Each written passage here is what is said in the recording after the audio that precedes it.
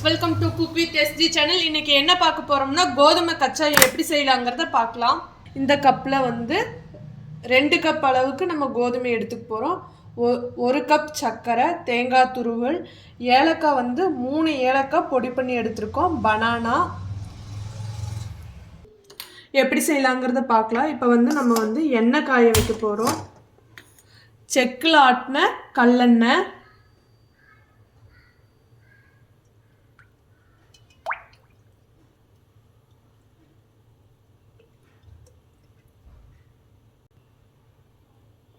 இப்போ நம்மளுக்கு எண்ணெய் காயிட்டும். அதுக்குள்ளே வந்து நம்ம தேங்காயை வந்து வறுத்து எடுத்துட்டு வந்துக்கலாம். இப்போ தேங்காய் வறுக்கலாம்.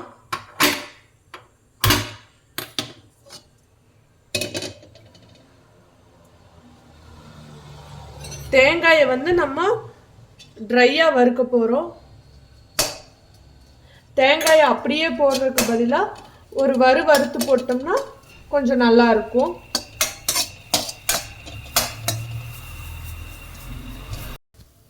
தீயை வந்து சிம்மில் வச்சு தான் தேங்காயை வறுக்கணும்.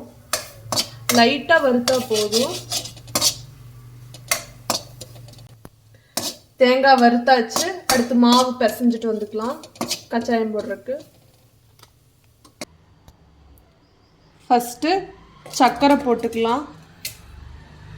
சர்க்கரை வந்து இப்படி திட்டாக இருக்கிற மாதிரி இருந்ததுன்னா சர்க்கரை திட்டாக இருந்ததுன்னா ஃபஸ்ட்டே வந்து நம்ம மாவு போடுறதுக்கு முன்னாடி தண்ணி ஊற்றி கரைச்சிக்கலாம். 1 கப் வந்து தண்ணி ஊற்றுறேன். தண்ணி நிறையாவும் போயிடக்கூடாது, அளவளவாக ஊற்றிக்கணும். இப்போ வந்து இந்த மாதிரி திட்டாக இருக்கிறது வந்து கரையணும்.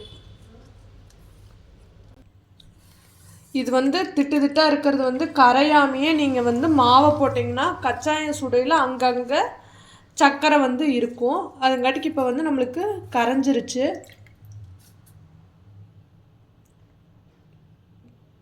அடுத்து மாவு ஆட் பண்ணிக்கலாம். கோதுமை மாவு, நம்ம கோதுமை மாவில் தான் இன்றைக்கி கச்சாயம் செய்ய போகிறோம். அதுக்காக 2 கப் கோதுமை மாவு.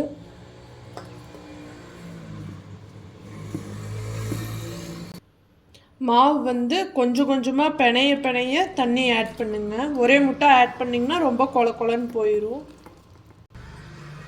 இப்போ வந்து இந்த பதத்தில் மாவு இருக்கணும். பழத்தை வந்து மசிச்சு எடுத்துக்கலாம். பழத்தை நல்லா மசிச்சு எடுத்துட்டோம். இதை வந்து இப்போ கரைச்சி வச்சிருக்கிற மாவில் ஆட் பண்ணிக்கலாம். இதோட ஏலக்காய் பொடி பண்ணி வச்சுருக்கோம்ல, அந்த ஏலக்காய்,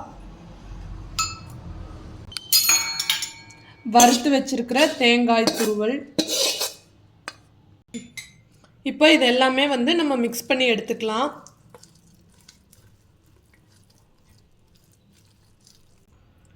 இப்போ எல்லாத்தையும் நம்ம மிக்ஸ் பண்ணி எடுத்துட்டோம். எண்ணெயும் நம்மளுக்கு காஞ்சிருச்சு. இப்போ வந்து நம்ம கச்சாயம் போட ஸ்டார்ட் பண்ணிக்கலாம்.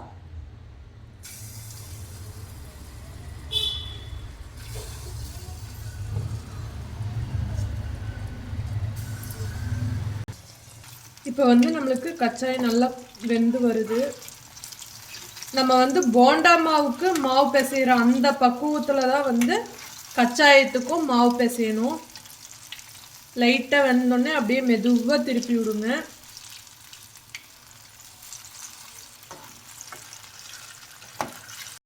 கச்சாயம் வந்து வெந்துருச்சு. ரொம்பவும் வந்து செவக்க விட்டுறக்கூடாது, அளவான இதில் எடுக்கணும். கச்சாயத்துக்கு வந்து வெள்ளை சர்க்கரை வேணாலும் போட்டுக்கலாம், கரும்பு சர்க்கரை வேணாலும் போட்டுக்கலாம். இந்த மாதிரி வீட்டில் ஒரு டைம் செஞ்சு சாப்பிட்டு பாருங்கள். ஸ்வீட்னால் யாருக்கு தான் பிடிக்காது? இந்த மாதிரி ஒரு டைம் செய்யுங்க.